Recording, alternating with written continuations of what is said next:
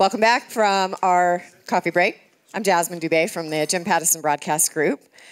So, Gen Z, this is going to be exciting. I have a 15-year-old daughter. She is right in the wheelhouse, and she is fascinating in terms of how she looks at media compared to her mom. We often have some great conversations.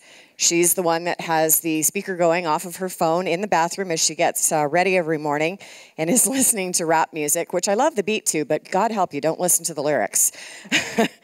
So I met Jeff, who is going to be our next panelist, or leading the panelist up here, several years ago when I got asked to come on one of the CRTC panels.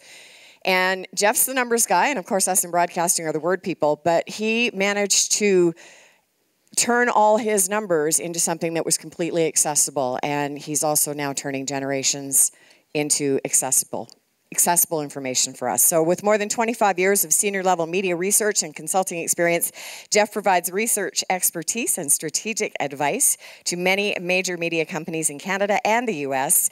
Jeff is a former vice president with the Angus Reid Group, a partner at Solutions Research Group, and senior VP of media research and Vision Critical. At Audience Insights Inc., Jeff works with a network of associates to provide his clients with a full spectrum of research services and heights. Please welcome Jeff Vidler.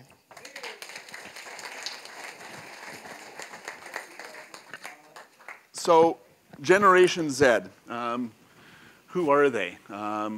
Well, the definition is, and these things are always a bit fluid, but the generally accepted definition is that Generation Z were born in 1995 or later.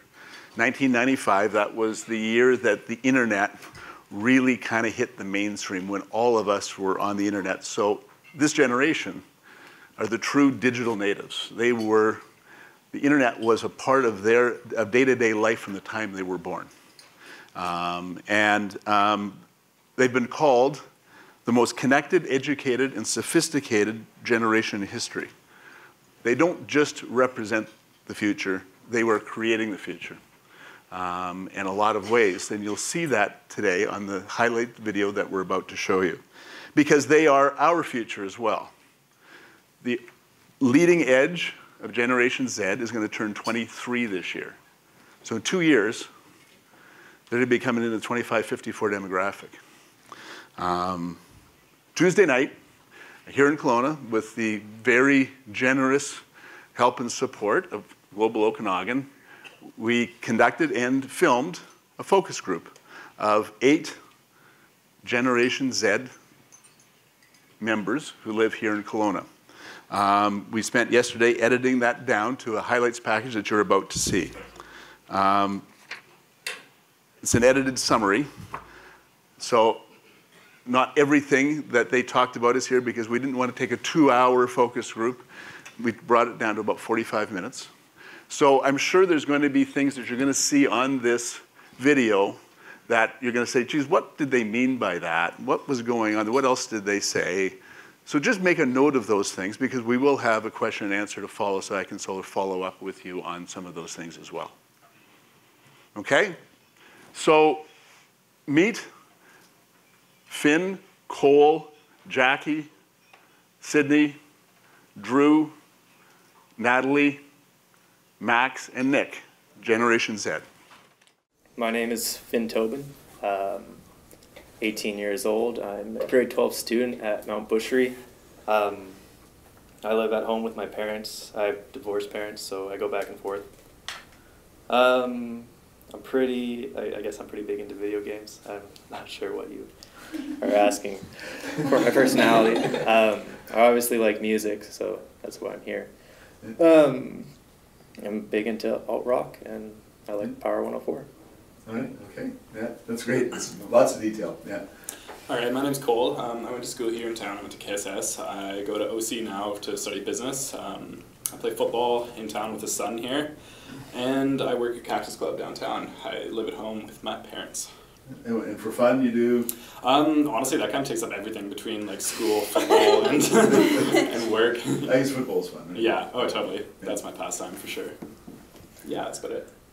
I'm Jackie, I'm 17 and I'm in grade 12 at KSS, and pretty much all I do is go to school and I play hockey in Vernon.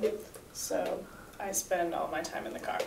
Going back and forth to Vernon to Well, play hockey? like I live in Winfield, so then I go to Vernon, then I go to KSS in Kelowna, and then I go, yeah.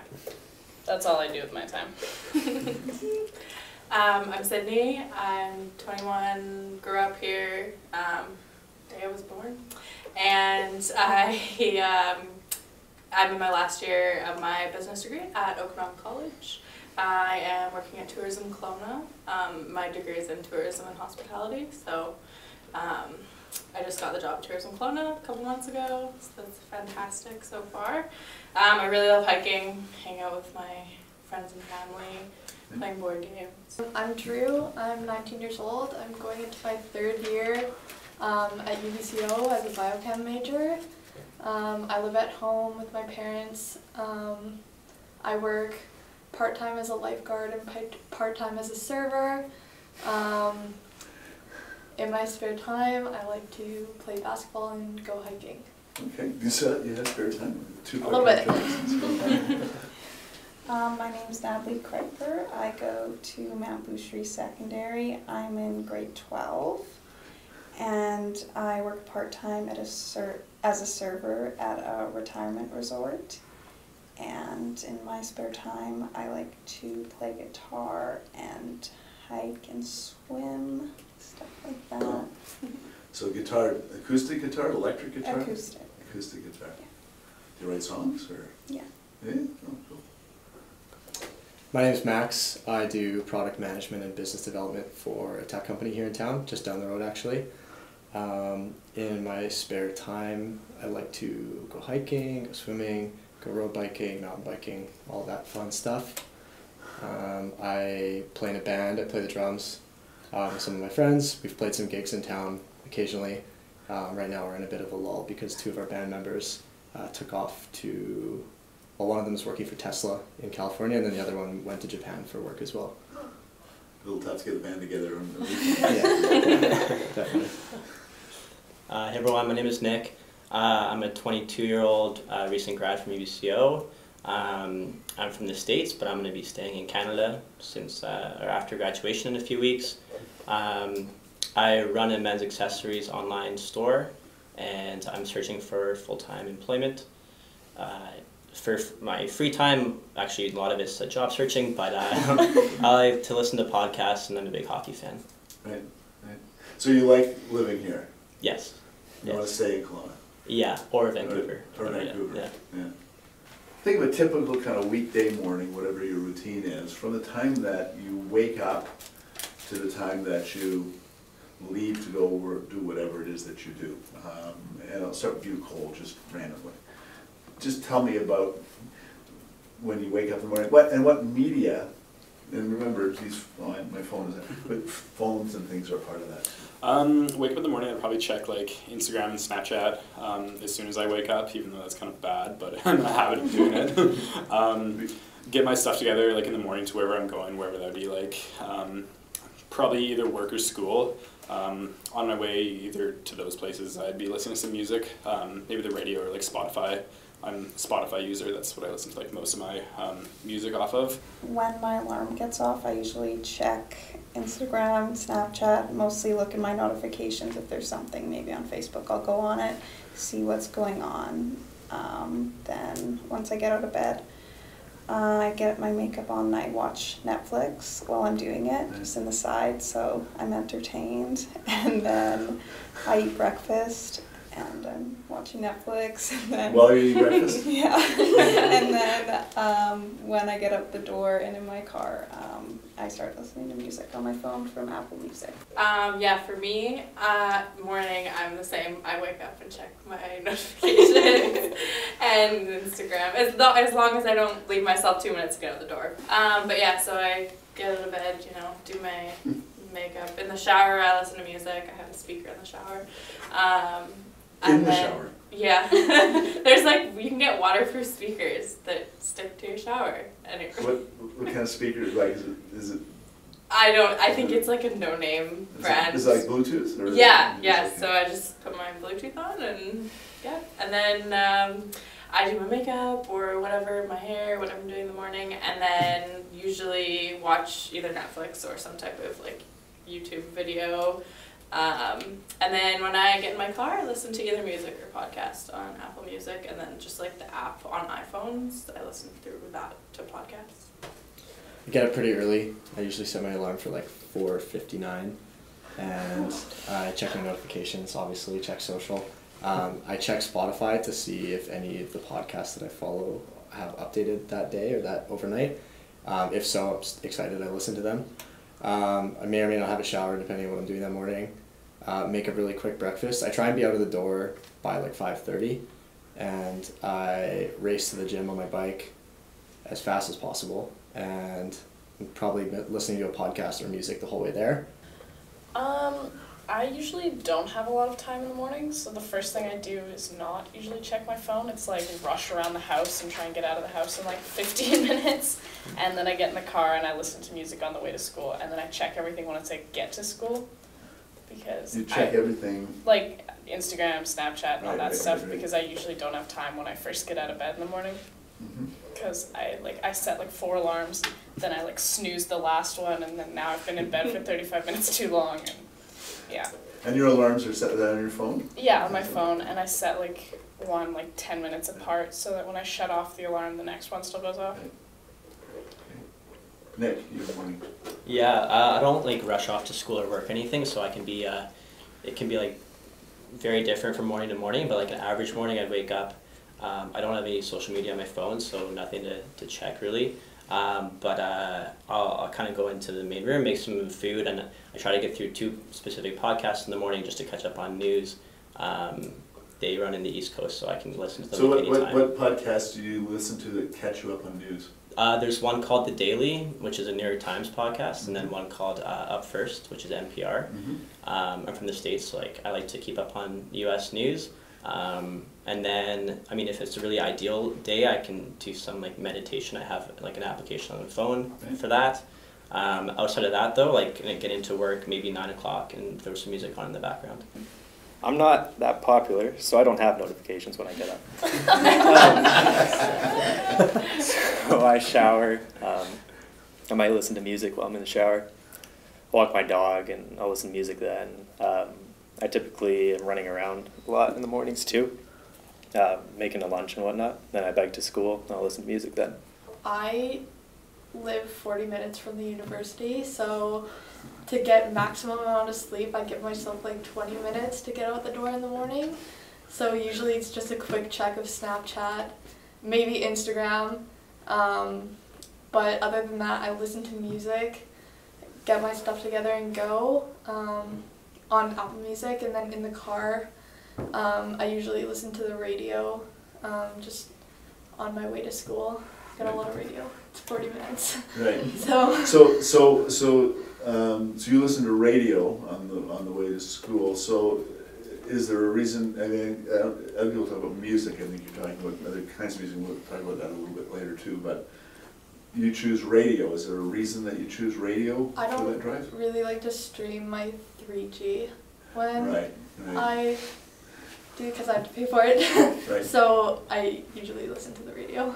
So is that the main reason? Is just because of the data usage? And it is kind of like nice to like hear like stuff locally, like the traffic reports, like if it's gonna be bad, or like the weather for the day. It is nice to hear that too. Right. Okay.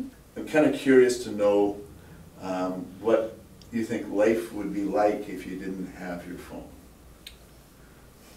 So much more simple. Yeah. Like, it's easy to say, like, I could get rid of my phone, but the reality is, like, all my friends probably wouldn't know how to get a hold of me. Like, I'd have people knocking on my door at, like, weird hours trying to find me, and I'm just not really down for that to happen. No.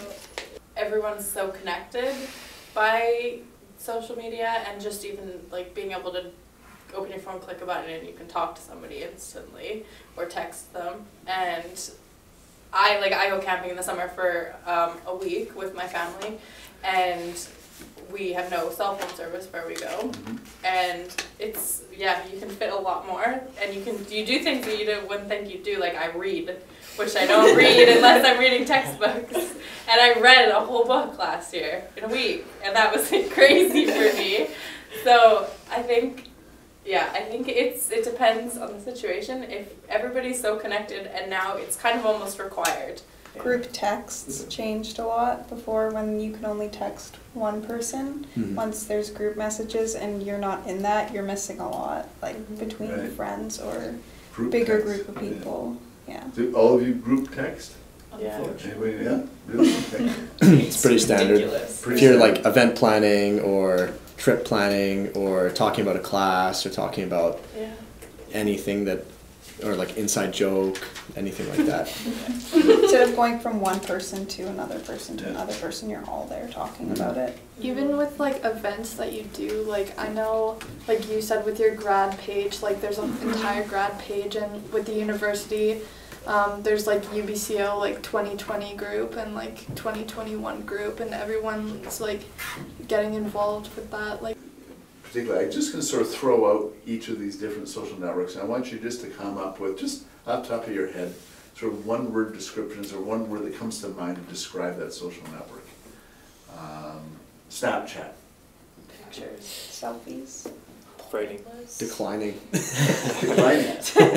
Yeah, That's true. that's true. Why is it Yeah. declining? They're doing a crappy job of keeping their customers Instagram. happy. Yeah. Instagram is See, Yeah, Coming Instagram took for their them. main function and did it better.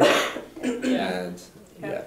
yeah, they took the good parts of Snapchat, and Snapchat took their good part and made it worse. Yeah, they did like this whole revamp of the Snapchat app that kind of grouped everything together, and it was hard to find and like confusing and weird and just not how it was before. It was all very like separate and laid out, and like It was your hard pictures. to find what you wanted. Yeah, your pictures from your friends are in one place, your friends' snap stories are in one place, your groups are in another place, but now it's kind of all mashed to on one page. usually use Snapchat to like communicate with people. I don't text like as often. If I'm getting in touch with someone whose Snapchat that I have, I usually Snapchat them over Right. texting them. Right. Yeah. It's less personal to like direct message someone on Instagram than Yeah. actually Snapchat. Instagram. Memes. Popular. Memes, popular. Pictures. Memes. Memes. Community. Community. How so? The only use that or one of the biggest uses I find for Instagram that I have is connecting with a community of people who are doing the same stuff that I am. Yeah, so like I just post pictures that I like actual photographs that I take, and I can connect with like other photographers. Facebook. Hold. Family. Don't even use it. Sad Schools. videos. Sad videos. Yeah. Every time I go on Facebook, there's like an abandoned pitbull video. Or like protests. There's so many like protests and like everyone that wants to have some kind of activism is on Facebook. Yeah. I feel like you see a lot more news on Facebook than any other platform that I'd use every day. Twitter. News. Short. Fast. News. It's Fast. Yeah, fast. opinions. Yeah. There's a lot of celebrities. So I don't Yeah. really find Yeah. Twitter I don't- useful for friends. I don't really use it Yeah. that much either. No. I just follow like I think I follow like 4 people and I just like see what they have to say about. And usually they're pretty like I don't know, like sassy people. So if I Yeah. want someone's These- like really passionate opinion, then you go to Twitter. these are people you know personally, or these are No, people you follow? no, like I think I follow like Donald Trump and like Oh, okay. Yeah. people like that I kind of read Twitter and I'm like, Yeah. Twitter's like people's opinions on events that are happening. Yeah. yeah. How about YouTube?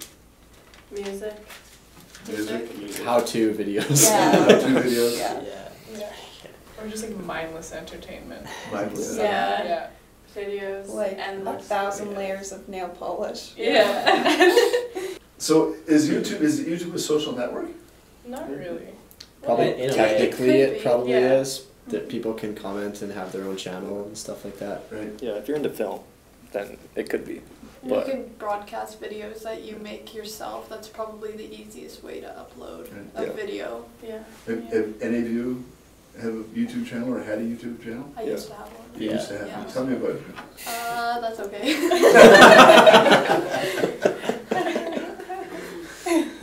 Nick, you want to talk about your YouTube channel? Yeah, I had one in high school where me and a few buddies would like post like hockey like trick shots, we called them, but I like refound it like a few months ago, and one of the videos had like 1,400 views, which is crazy, but it was a terrible video. Like the trick shots were like, yeah, they were terrible.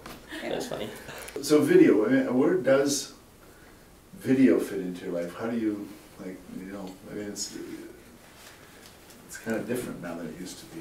Yeah, probably for just wasting time, honestly, if I have nothing to do. Like, even with like Netflix, the only time I watch Netflix is to waste time, like if I have nothing to do and want to just relax. Yeah. Or have stuff to do that I don't feel like doing. Yeah, that's fair. There's that. It's good for procrastination. Good Yeah. for procrastination. Sometimes when I'm at school, I'll have like half screen, like whatever I'm working on, and the other half screen is Netflix.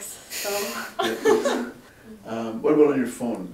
How many of you watch like TV shows and Netflix on your phone? Yeah. It's like the primary way. That's like the main Really? way that I watch it. Yeah. I can't do it on my phone at all. You can't. No, it's way too small, like laptop or nothing. I think for me, the main reason I just use my phone for a lot of stuff, I mean, I do use my computer, like, if I'm wanting to watch, like, a movie that I want to watch a big screen, but a lot of the time, because I have an iPhone 7 Plus, and it's got a huge screen, and it's also in 4K, and my computer, my TV, nothing else is in 4K. My hockey team traveled everywhere, like by bus to like Prince George or like the island and everything. So I would download, because some of the shows you can watch, like you download them so you can watch them offline, and then I'd sit and look at my phone on the bus and everything. But that's the only time I've ever watched videos on my phone. How many of you have cable in your home where you live? Only because I don't pay for it. Well, yeah, no. But you still end up watching. You're not really watching the shows that are on TV. Well, No. I'll watch HBO. Yeah. I find HBO is HBO. good. I watch shows on TV too, but only after I've watched my shows like on Netflix. I'll only ever watch cable if it's like sports. So what are some of those sources that you use for music now? Spotify. Spotify, Apple Music. Yeah, Apple Music. Apple Music, SoundCloud. SoundCloud. Yeah.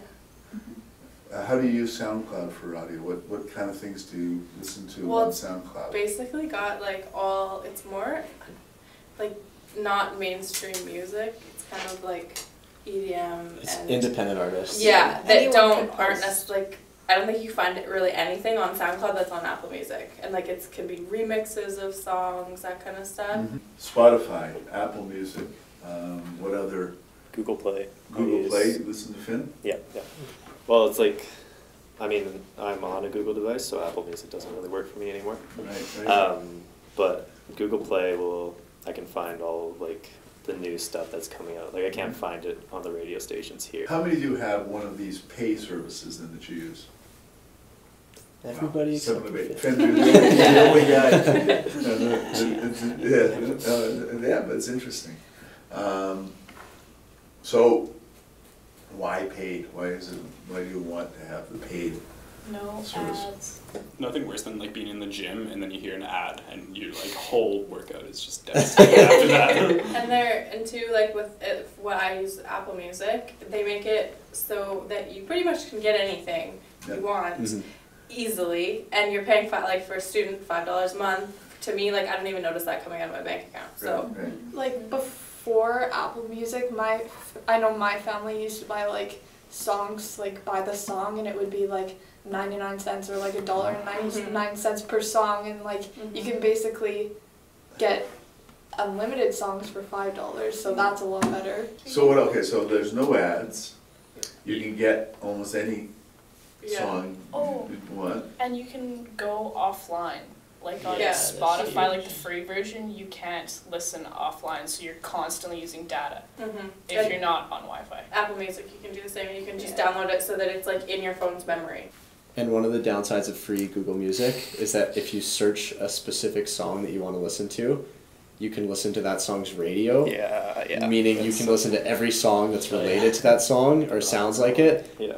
And maybe it'll show up in the playlist. So having these music streaming services, does that change the amount of music you listen to? Do you listen to more music now than you did Yeah. before? Definitely. Have probably listened to the same amount of music, but I listen to way more variety of artists and genres and everything like that, because you are exposed to so much more because you have less commitment to downloading it before you listen to it. I think one thing too is like before streaming services were popular, you were limited to the music that you either torrented or you purchased, whereas streaming services allow you to utilize the services algorithms to listen to new music, so you can listen constantly to songs that are just appearing new based on the services. Where do you discover most of your new music that you listen to? Everybody might be different, so. On Google Play. Google Play. Yeah. How do you do that? They have like a lot of playlists or radios, and then living in Kelowna, it's pretty small. We don't get like the big city stations will get all the new songs when they come out, but here they come out like 6 months before I hear them on the radio. So Google Play, I'll be able to actually keep up with the times. Apple Music too has like what's new playlists and like what's hot playlist too that you can just click on, and it's all like the new popular songs. Is YouTube part of this thing too? Like more for like individual songs. I know there's some songs that like you sometimes can't find on Spotify, but if I know they're on YouTube and like I really want to listen to that song, then I might go find it. Yeah, it's like the last resort. Yeah, if you can't find it on a streaming service, you check YouTube and it's probably there. I was wondering if it's sort of a different experience when you're listening to music or audio when you got your headphones on than when you're listening to speakers. I don't like that.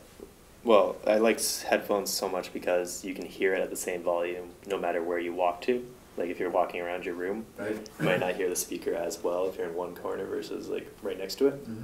I also just like being able to like have all the different instruments just like pounded into my ears. How many of you listen to podcasts? Here or there. Here and there, so, yeah, so a few of you do. So, my podcasts versus listening to radio or listening to music. Like for me, there's a few reasons. One is that, I mean, they can be informative, like news podcasts I was mentioning earlier. Also good for, and then so that would be one bucket. Probably the other would be like storytelling, or not necessarily like stories comparable to a book, but just like maybe like high quality radio stories that you can do without having to constrain yourself to reading a book, because you can do it washing the dishes or going on a walk. So it's kind of, you can do it in the background.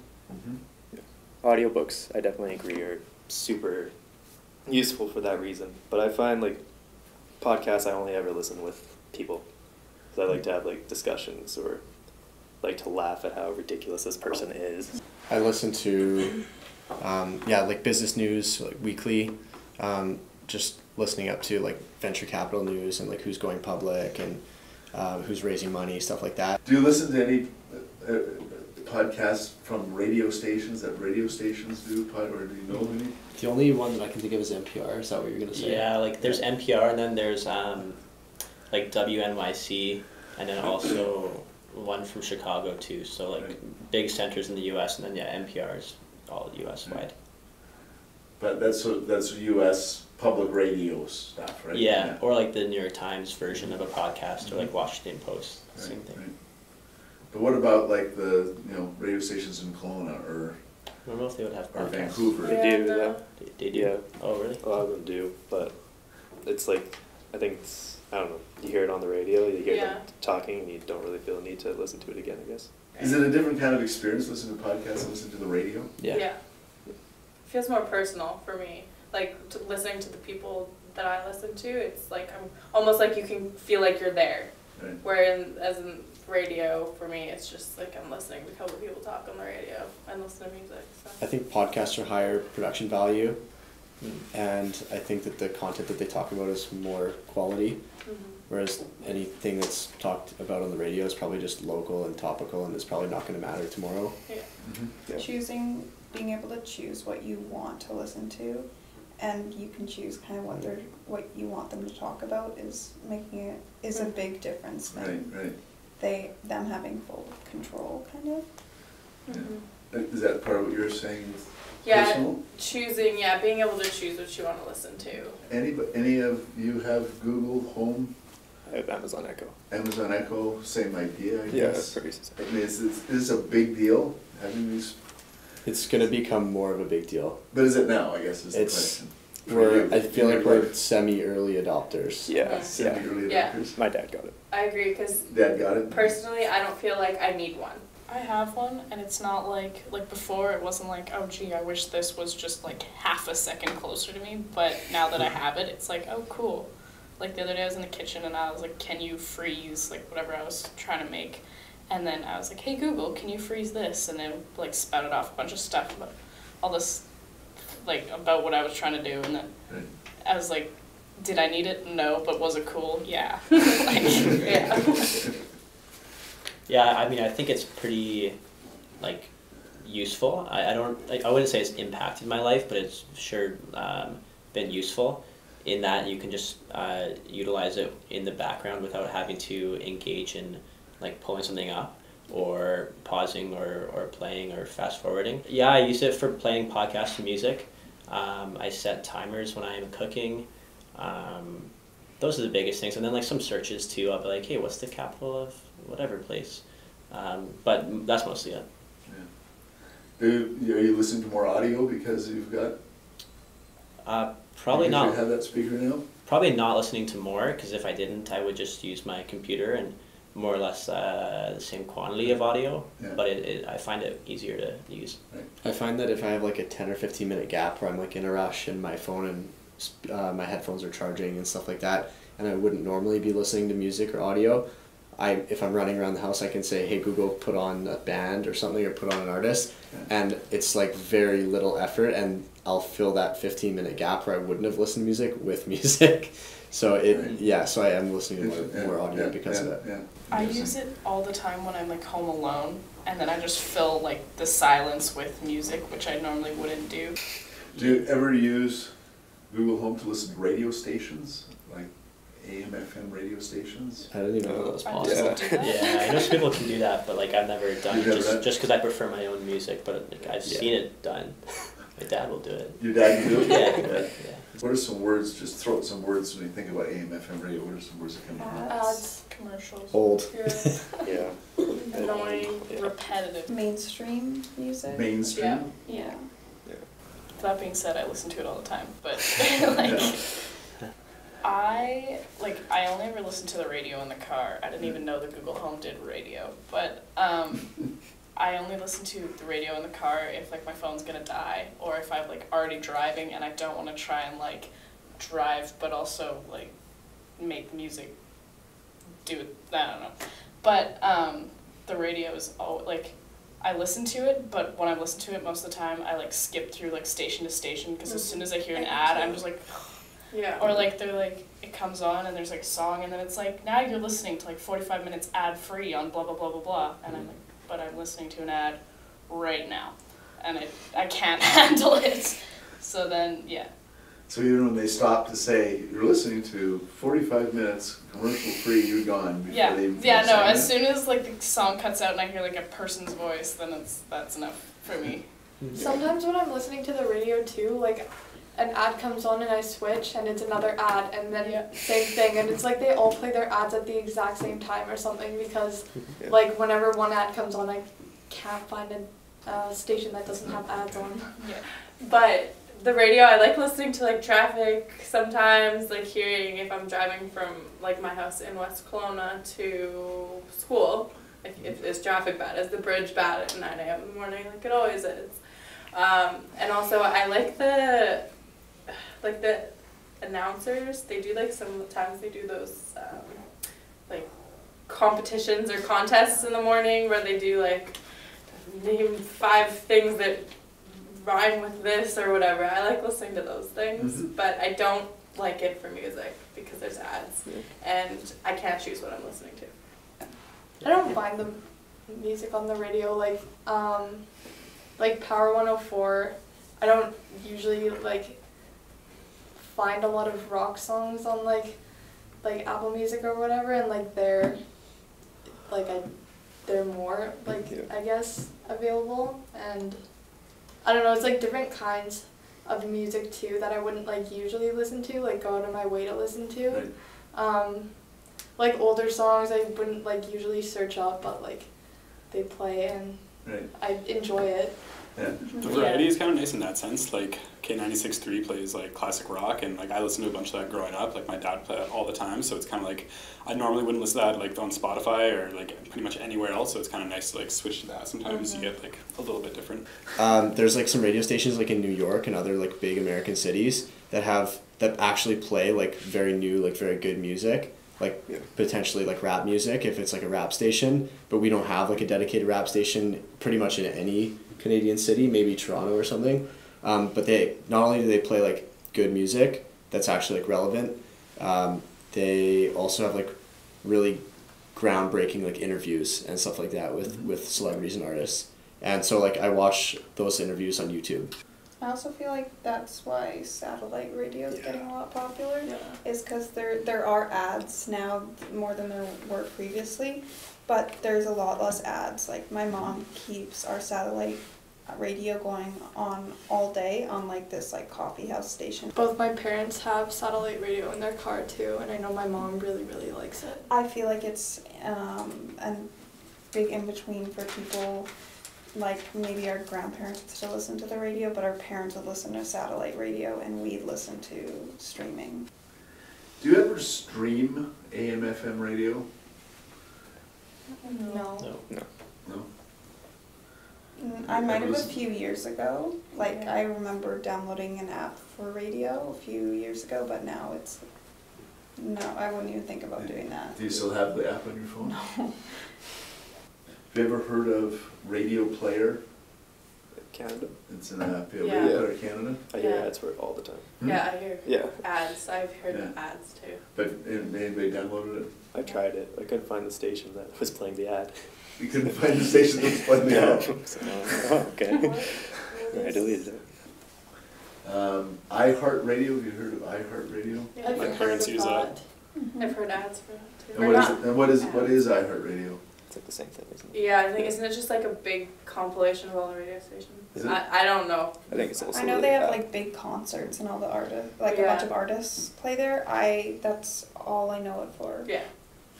What role, I mean, just given all of the different things you listen to, all the different things you watch, what kind of role radio, AM, FM radio can play for you in your life? What are the things where it would fit?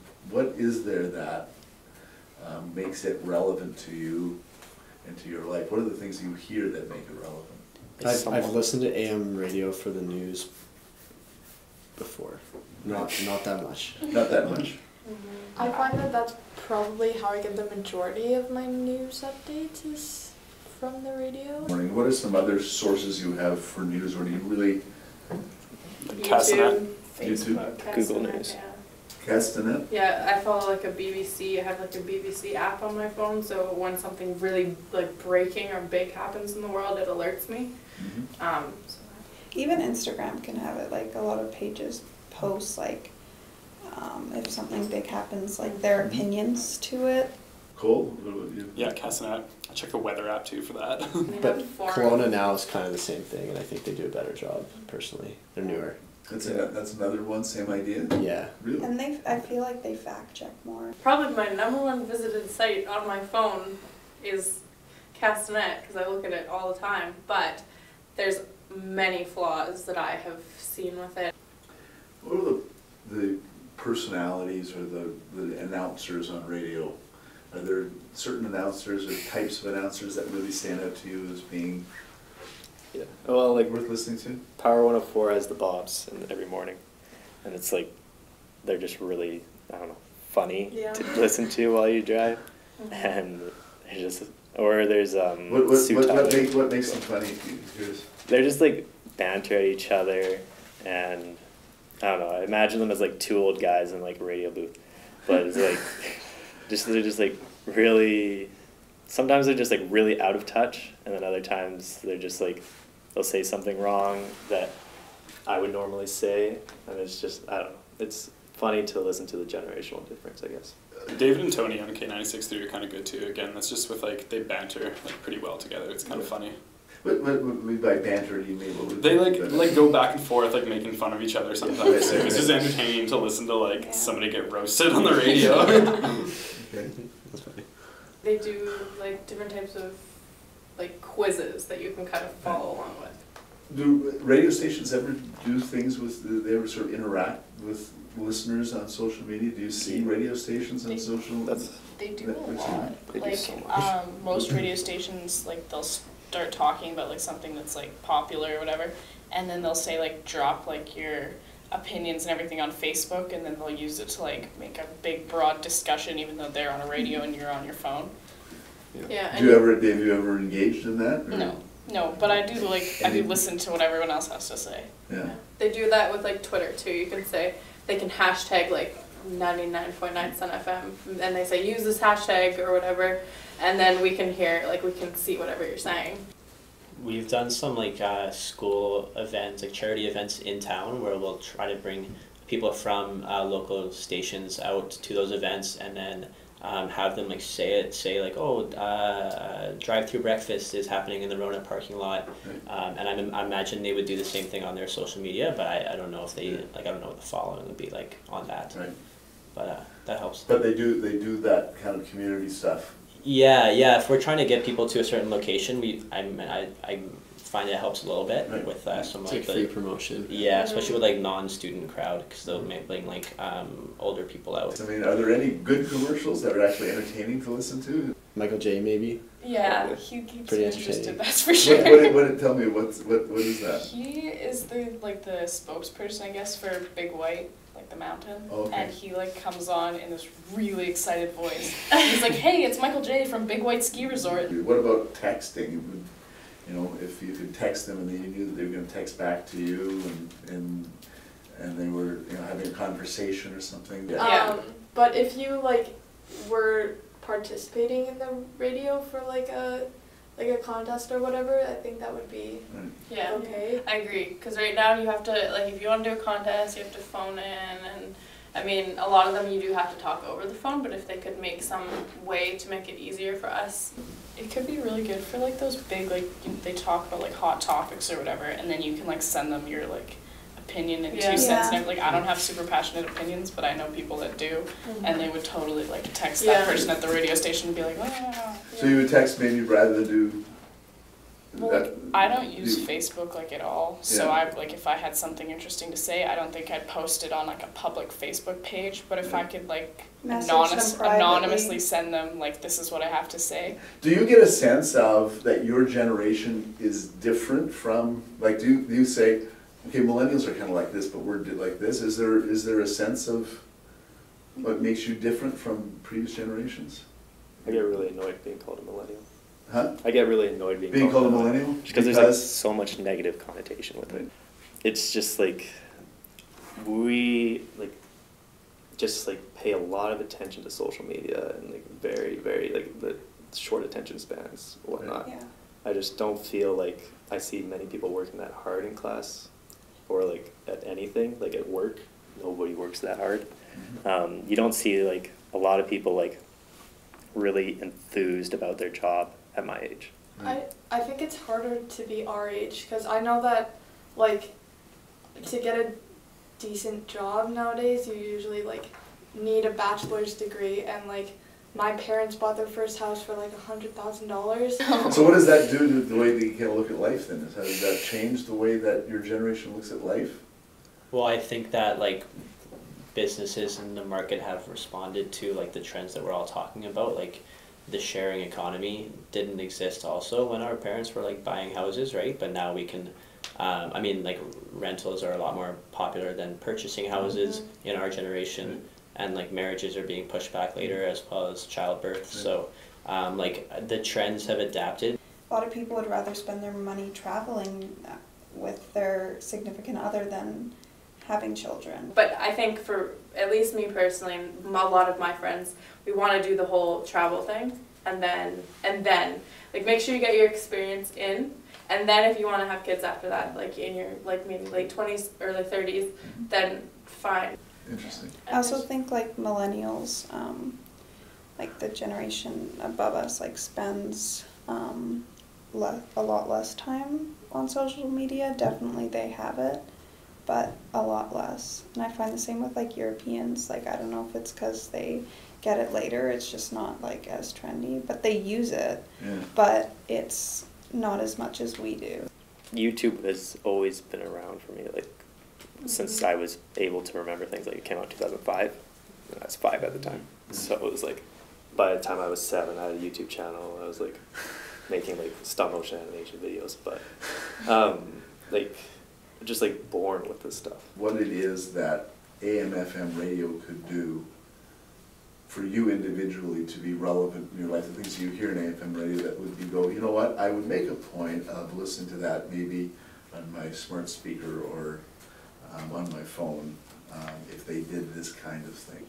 Like interesting segments that change the style of the radio. Like you have 96.3, which is the only one I would ever listen to, is like classic rock, but maybe there'd be a segment on like just like the Beatles every Wednesday morning or something, for example. If they were able to have radio shows where they interview local bands that people care about or play lots more local music, that would be a bigger deal. Like some local bands that I listen to from Kelowna and Vancouver and stuff, they might have airtime once a month, like one song gets played once a month or something like that, and it's a very big deal that they're on the radio once, but then they're not on the radio again.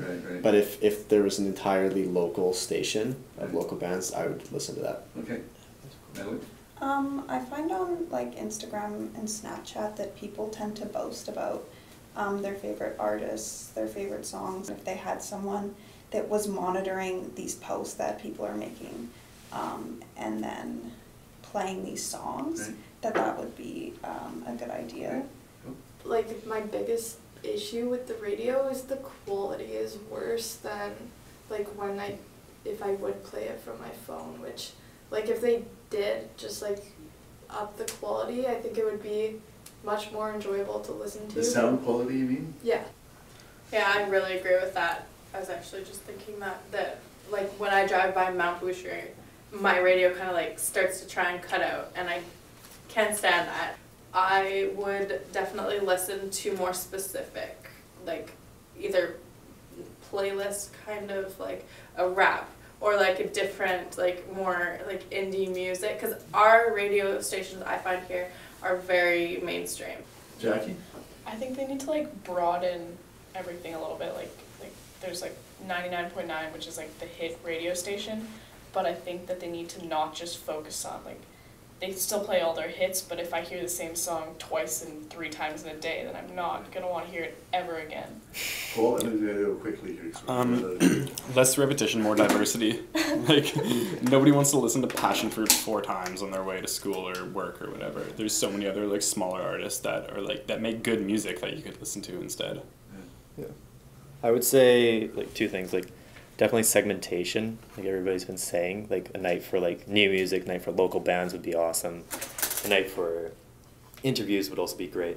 But also like the quality of the ads, like I don't mind the Google Play ads because some of them are like charities or they're actually interesting like podcasts or other like local incentive, well not local incentives, but they're incentives. Yeah. Whereas here it's always a restaurant or it's Big White or it's like, it's just the same ad over and over.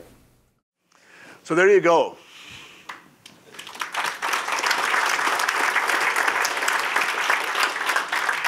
That's Generation Z in Kelowna. 8 people who we had at CHBC on Tuesday night and recorded the group. I'm sure you probably have some questions, some things that you heard you'd like to maybe chase down a little further. So we thought it might be helpful to have those people from the group come and join us for a question and answer so that you can ask those questions to them. Continue the conversation, but with you involved as well. So on that note, I think we have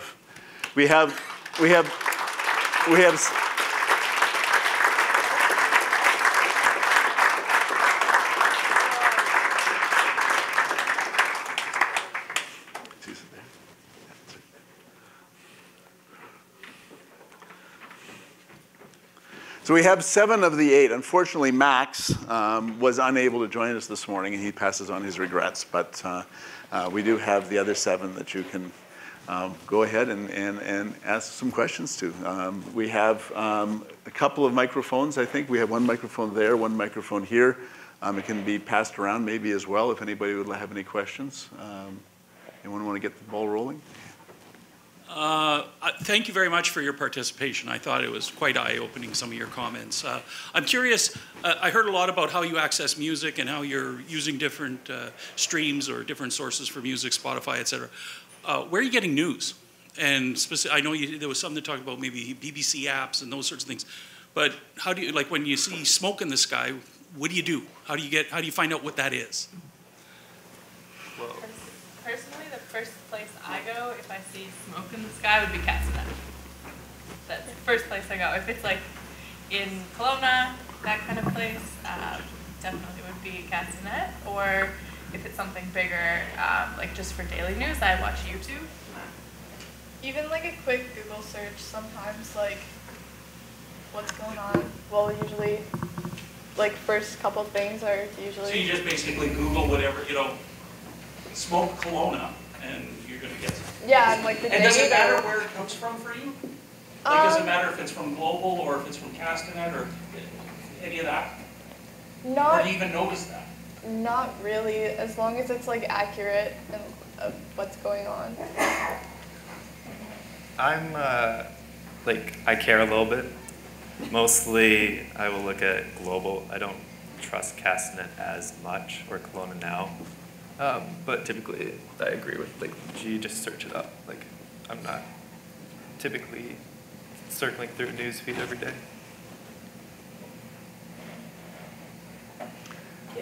Yep. Do you think you'll care about news when you get older? Care more about news when you get older? Yeah, you are getting older, right? Oh,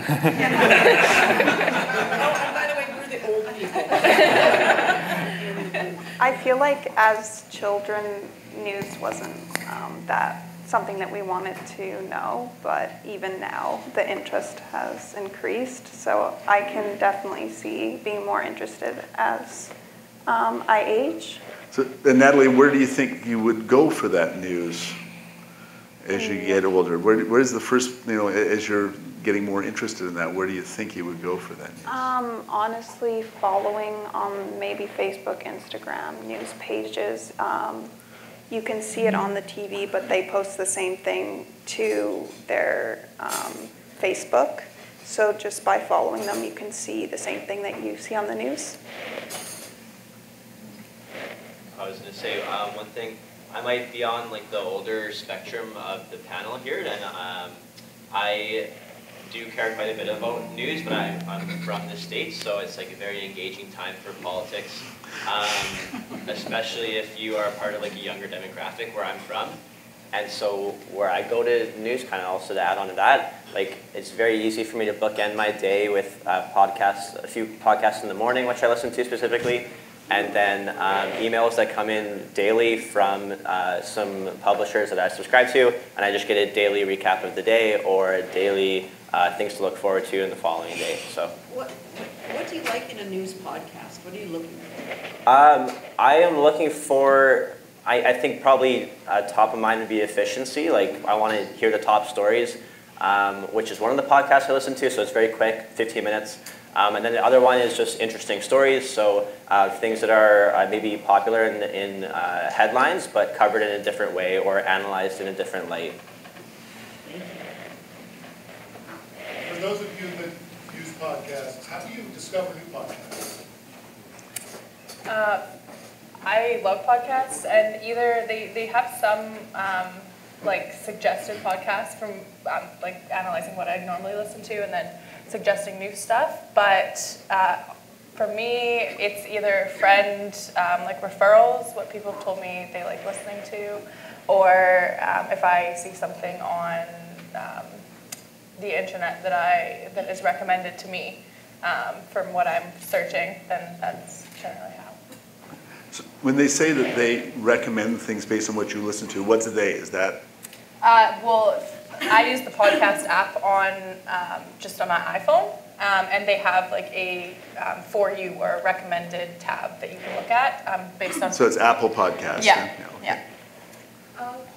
You mentioned, I think one of you mentioned in that video that your generation goes on social media a lot.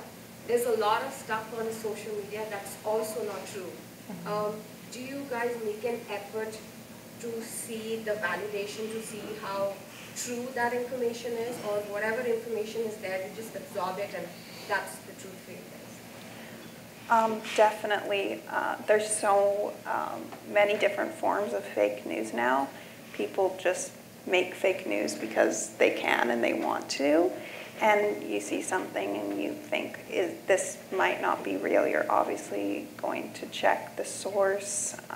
Is this a reliable source? Or maybe even search it up and see if you see it on another reliable source. Yeah, fact checking for sure.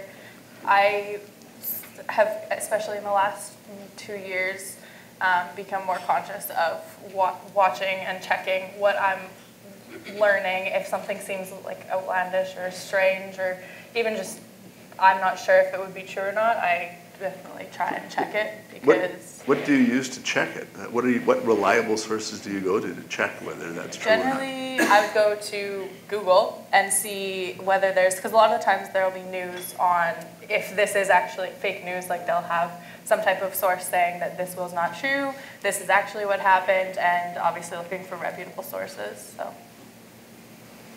Julie. Hi, I have a couple questions. It was clear through that your perception is that a lot of the people listening to radio and a lot of people that work in radio are older. I'm curious if there were younger people on the air or younger people working in radio, would that make you listen more? And then my second question is, in 5 to 10 years, do you think radio is still going to be around? I think to answer your first question, probably not, honestly. I like choosing my own music. The second part, yeah, I think it will be around, but I think the popularity is declining, and that's pretty obvious for all of you guys to notice the trends that it is declining. I think it'll still be around for sure, because there's always going to be like a need for it, and there's always like, if you're in the car, you can't watch the news. So there's always going to be like updates and things like that, and not everyone can stream music, and there's always going to be some need for it. I think that satellite radio may increase and radio locally will decrease, because there's a lot of sections driving, you know, get it, and satellite radio, you have so many options of what you can listen to. I had just one point as well, like with younger people, maybe choosing the music or on like directing the station.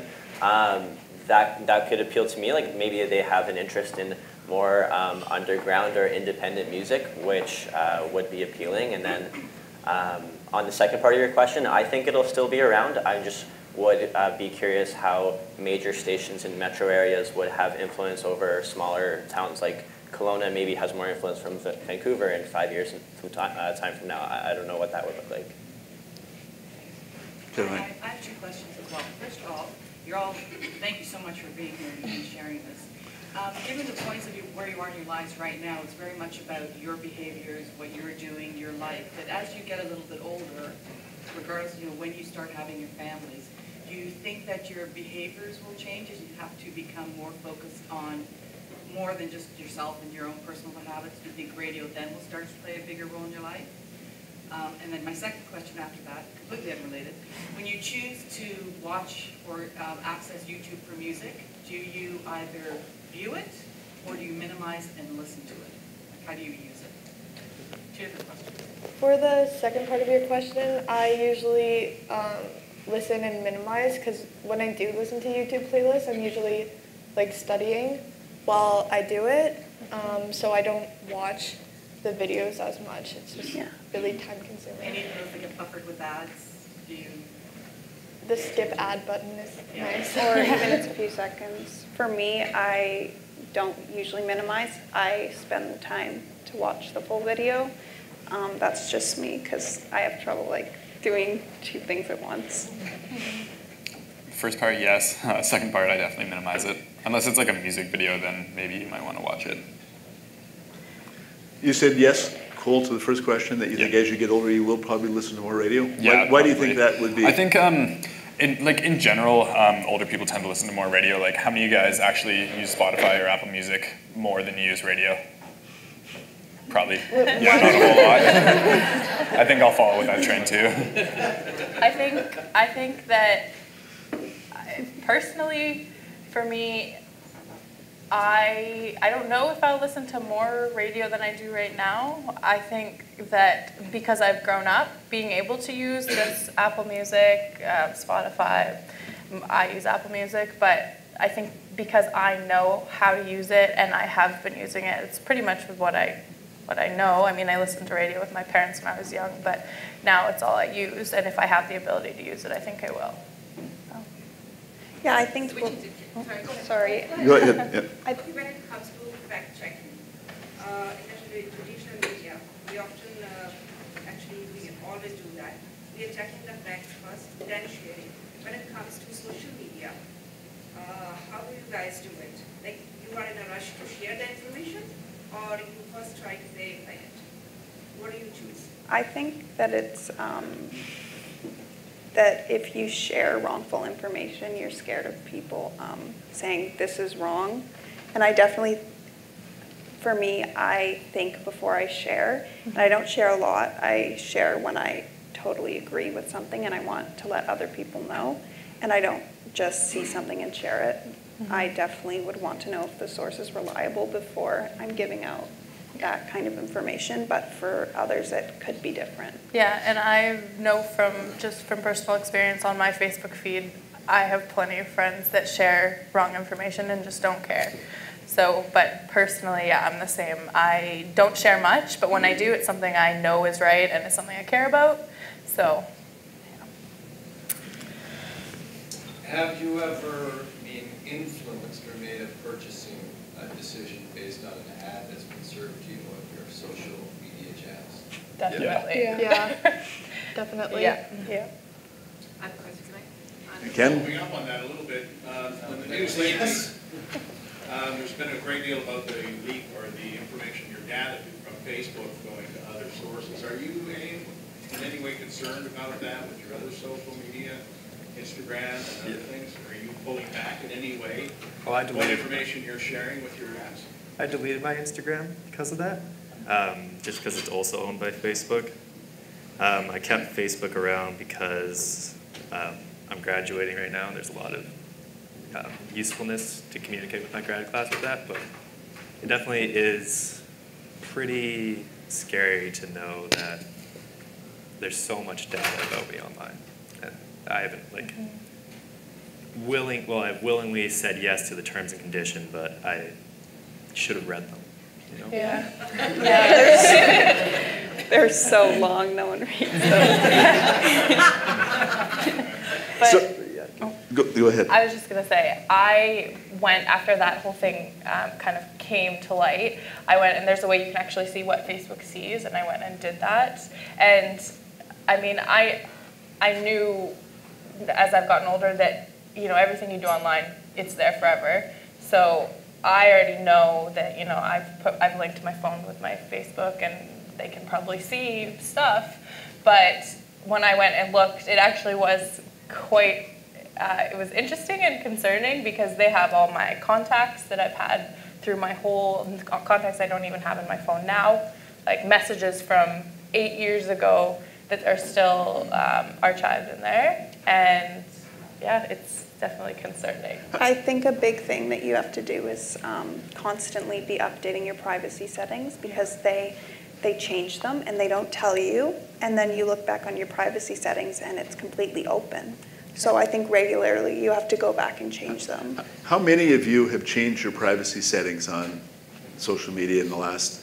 How many of you have changed your privacy settings? This is a unanimous, this is about 50-50, so. Who would your ideal local personality be? And if that person was only available on AM or FM, would you follow them on that format? One thing I can say, like I was saying, alluding to it earlier, someone that more aligns with independent music, so off the mainstream type of sound would be nice and I could relate to. But I mean, I see the flip side. Kelowna is one of the oldest metro areas in Canada, so when I turn on the radio, I'm not hearing from people who are in my age demographic, so it doesn't really surprise me, which is why I would turn to other sources, as has been like a theme we've all spoken to. Yeah. Do you even follow, like even have do you know who the local personalities are? I know like BMAC and Carly because I listen to it sometimes, but that's about it. And Kevin and Sonia when they were there. Is personalities important to you, or is it just the stuff? Like the content? I'd say it's like 50-50. Both. Yeah, I think it makes it more easy to listen to when it's a good personality. You know you like the and, person. Yeah. But I mean, I don't really listen to the radio much, so I don't ever get to. One thing too on personality, like a few times I've driven and turned on the radio, like, and maybe I don't necessarily recognize the positive traits of a personality, but I for sure would remember negative traits where I'd be like, whoa, I heard that comment was pretty inappropriate. I'm not gonna go listen to that segment anymore. Or like, I'm just gonna switch the channel. I'll probably never come back to this station ever again just because there's so many options, but like, for sure negative comments would stay in the brain. John? Who's your favorite musical artist? That's a loaded question. How many do you have? My favorite. I like Khalid a lot. DJ? No, not DJ Khaled. No. Khalid. Yeah, what sort of music does Khalid play? It's like kind of soul rap kind of. It is more rap. Slower rap. Yeah.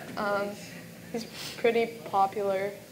Yeah. Too. Yeah. And The Weeknd too is a lot, has similar music.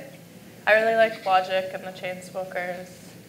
Yeah. I'd say probably Drake or J. Cole. I like Kyle too. Yeah, Kyle's good. Yeah. Who? Jeff Beck. Yeah. Jeff Beck. Yeah. I don't know. I think my dad maybe would play some of his music. Yeah. Or maybe your grandpa? Maybe.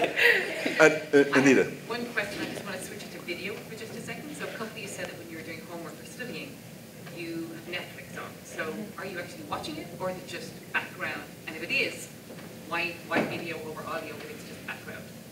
And my second part of it is then, if you're watching Netflix versus linear television, is it content that drives you there? Is it just the fact there's no ads because we know you hate being served ads? Or what is the choice? I find it's easier to just go to Netflix because it's like an internet thing. You can search it up versus going to a TV. Like you have to have a TV in front of you. Like when I am studying, I'm doing it in the library. I have my computer, but I don't have access to a TV. And it is kind of half and half. Like I'm not 100% paying attention to the video usually, and the noise is kind of background, but at the same time I do like half watch. Yeah, I think for me when I'm studying I do half watch it too, if I'm doing something else and watching a TV show, but a lot of the time I'm not watching something that's really like intellectually stimulating. It's just something like The Office or... I find intellectually stimulating on linear TV, I'm just saying. Yes, but yeah, so. Rob. As you look to the future, would any of you consider a career in radio or television? Is that on your radar at all? I'm a sciences student, so that's not really like in my field, so I'd probably say no. I've thought about it and I've discussed it with my family. Like, I'm kind of into journalism, thinking maybe TV, but I talked to my mom about it. She's like, that whole business is declining. You're not going to get a job. I was like, are you sure? But my cousin has tried to get into this kind of business, and he found it really difficult. So I think that's where she got her idea from. Yeah, and my boyfriend, who's 23, his mom went to school for journalism, same thing, and she has now just finished 4 years of social work because she couldn't get a job in it. Yeah. And he was thinking out of high school doing journalism, and it just completely turned him off of it.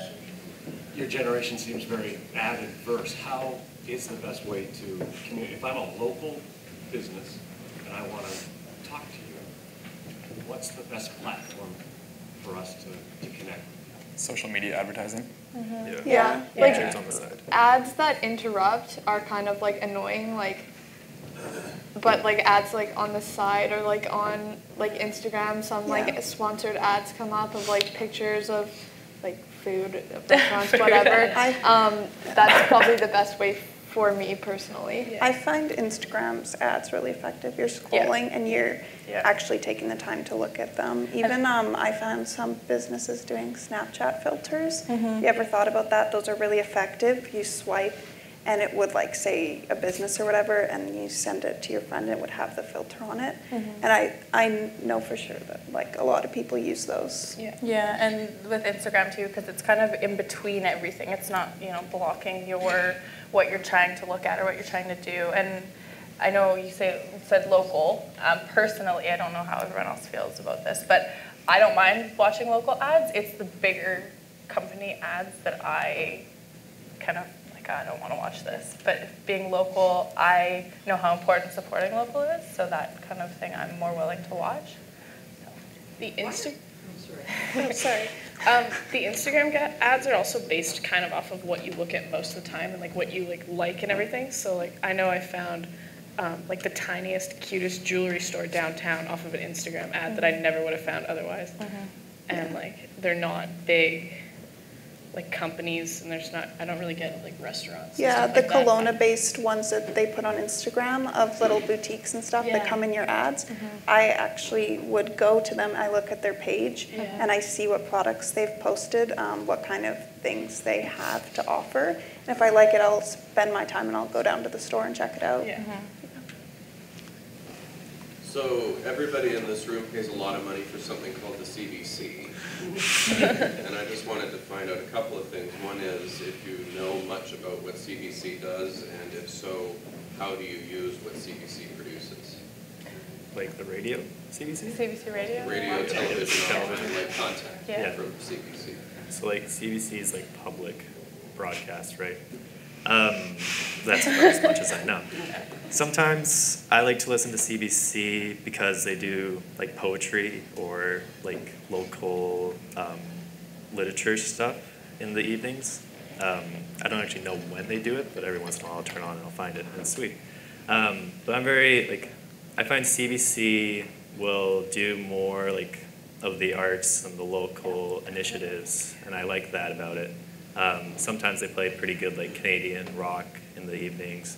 I find in the morning I don't really listen to CBC because it's mostly news, but in the evening I might.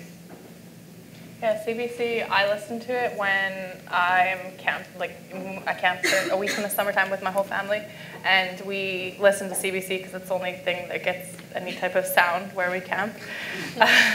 So we listen to CBC pretty much all day, every day, and it is actually really interesting. There's so many stories, like you guys have Stuart McLean on Sundays, and there's different, it's just kind of different. They have obviously the hourly news that comes on, but it's in between it's very interesting stuff. Jeff. If local radio had an ad-free subscription service, $5, $10 a month, no ads, would that change your consumption pattern? No, I don't think so. No, because we can, right now, I think we get it, like I pay $4.99 for Apple Music because I'm a student, and I can choose what I want to listen to. The difference with radio is you don't get to choose, and that for me is, I like having the control and being able to choose what I want to listen to. Apple Music does have like some radio stations, they're not local, but you can also listen to them within your, what's the word? Subscription. Subscription, I was thinking prescription. I personally would do that if it was like a $5 per month type subscription. If the value there was like finding new music and having people who led segments that I could kind of relate to and were interesting, for sure would consider it. I would also consider it too. What would you consider, what kind of content would it have to be to get you to pay? I don't know, I do like listening to the radio. It is just usually the ads that I don't like listening to, so in that sense, like, it would possibly pique my interest. So even radio as it is now without the ads would be something you pay for? I don't mind the radio. Right, yeah, okay, great. So to pick that up, the earlier question about video ads, if you're listening to a product being sold to you, like what kind of ad would appeal to you without pictures?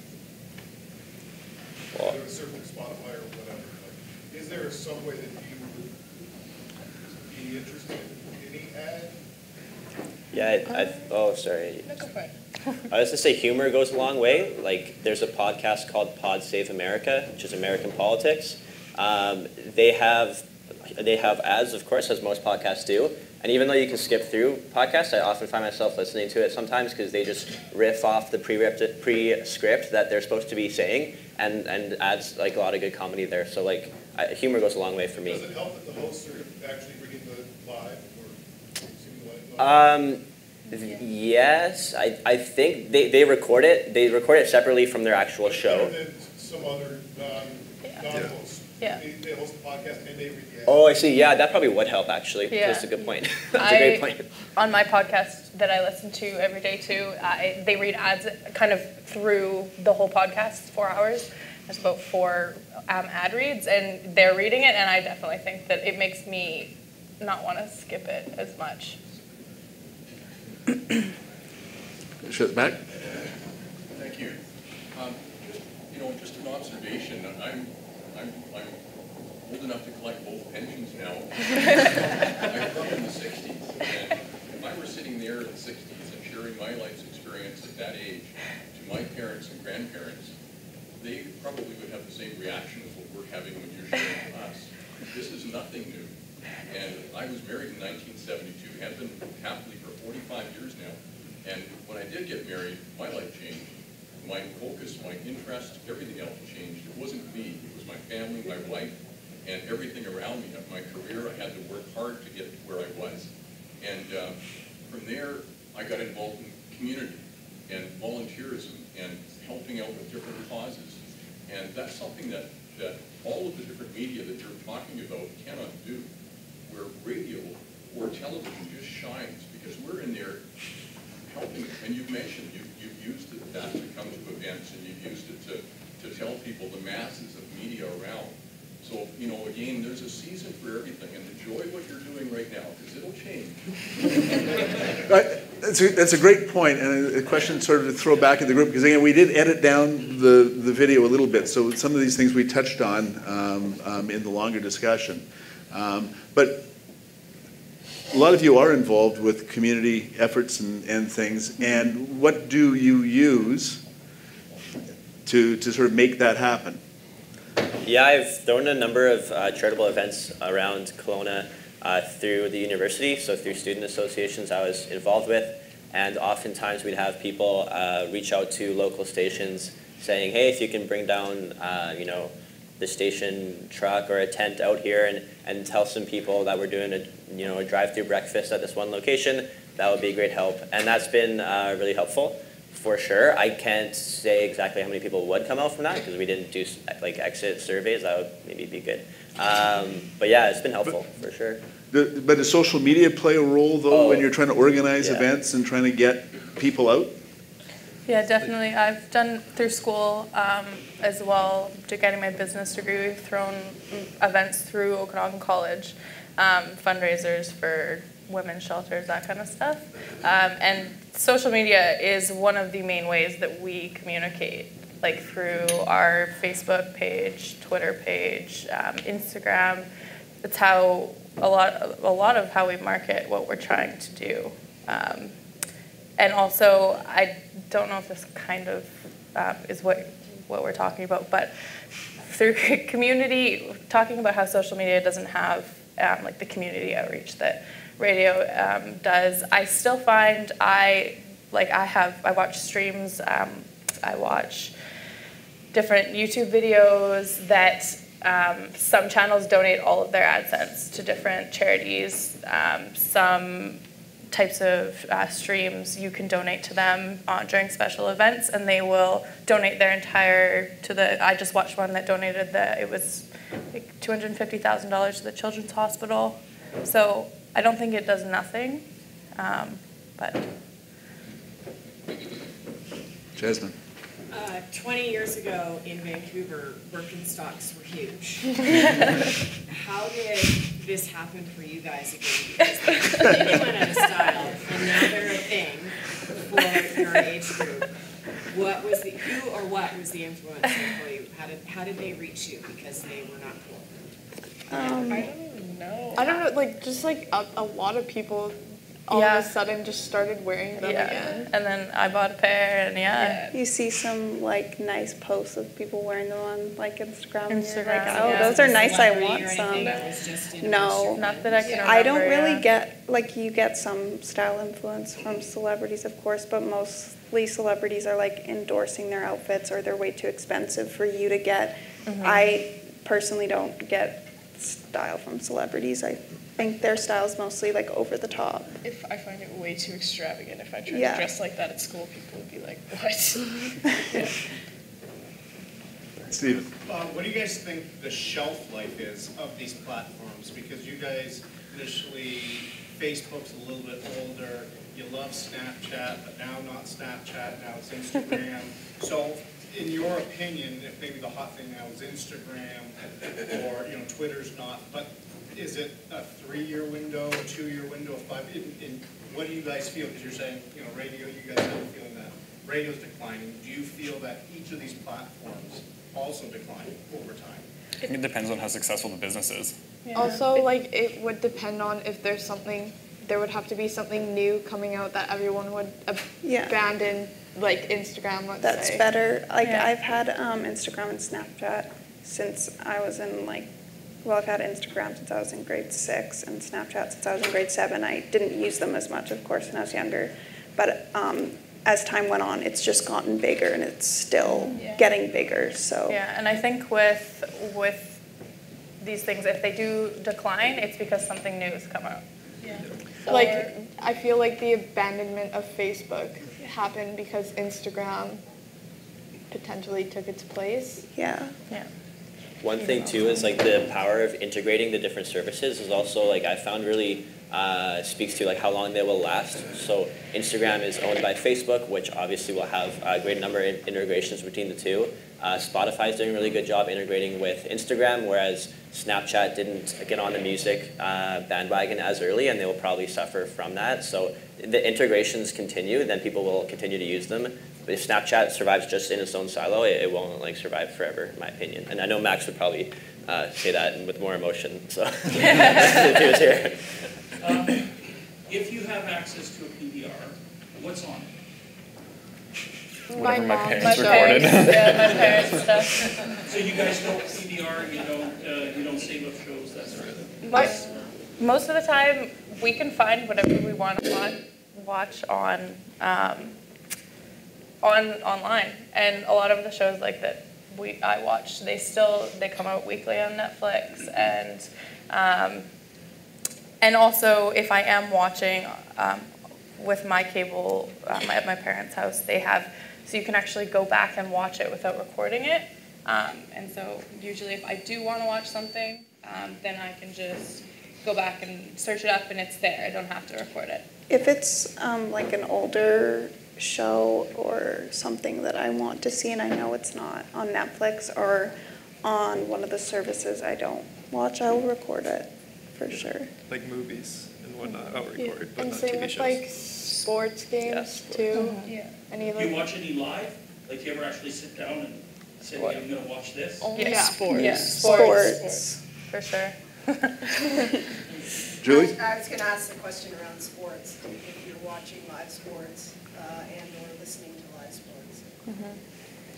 Yeah, I watch and listen. I love football and soccer, Formula One.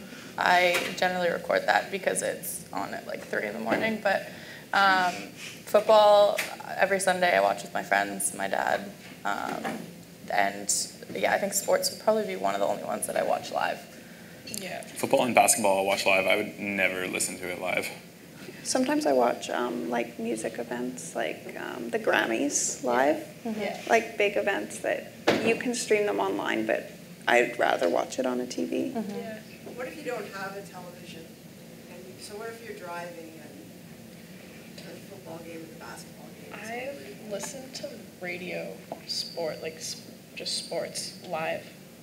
When it's like something big, like I missed the first half of the Super Bowl and I was listening to that in the car, but only if it's a big thing. I'd probably just check like an ESPN app, honestly. I'd rather not listen to it at all. I know my dad like will put the radio on to listen to the Rockets games quite a bit. I don't even know how to do that, so. Paul. Sorry. You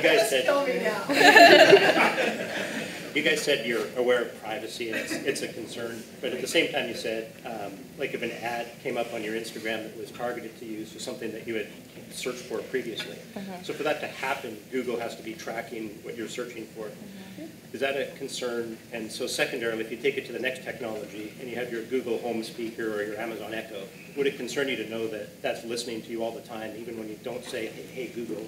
Yeah. And so you might be talking in the kitchen and all of a sudden on your social stream you'll see an ad served to you because the Google Home picked up that you were talking about a certain type of clothing or car or something. That would freak me out. That would also be it would also be like convenient at the same time, as freaky as it is. Yeah,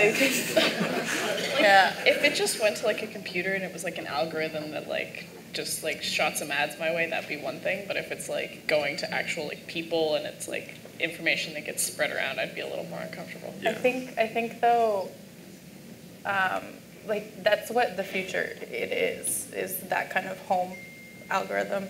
They're basically listening to you all the time. It's just, I personally think it's concerning, but it's what's going to happen. So there's pros and cons. What does the pros outweigh the cons? That it's helping make your life easier, yeah, or that it's freaking you out or creeping you out? I don't think it for me. I think I've accepted it as much. Like my parents really freak out about it. Like the other day, they came to me and said, "Oh, I was looking at something on my phone, and then the next the afternoon, they had an ad for the exact thing I was looking for." And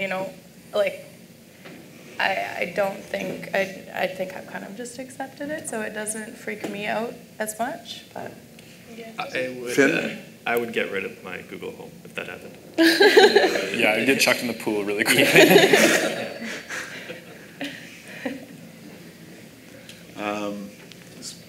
Okay. I'm sorry. You haven't asked a question yet. We're just about wrapping up here. We have a couple minutes. No. I'm sorry. The fellow behind you. At the beginning of your session yesterday, you guys described your morning and how you got your day started.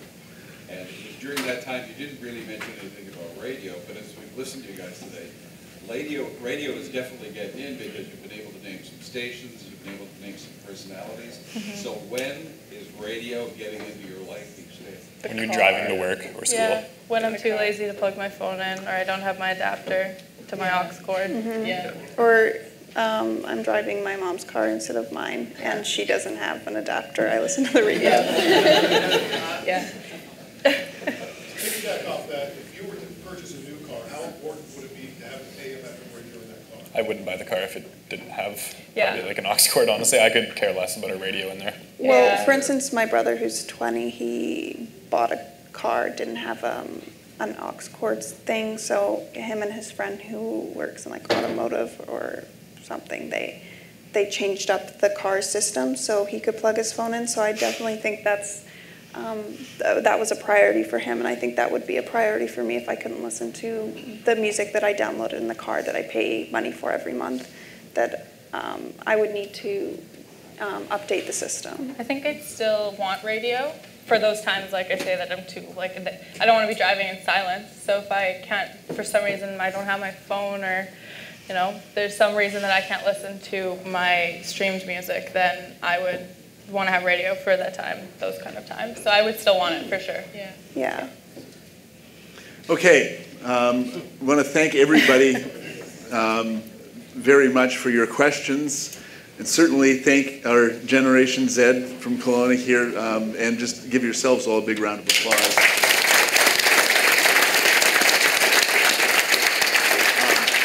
Great conversation, and I think that you've really helped to, if I'm not wrong, sort of open up the door into the next generation, some of the next challenges that radio is facing, and will help set the table for our next session, which is talking to the industry leaders about some of the challenges that radio as an industry is facing and how we can collectively kind of help to solve those problems. Thanks very much.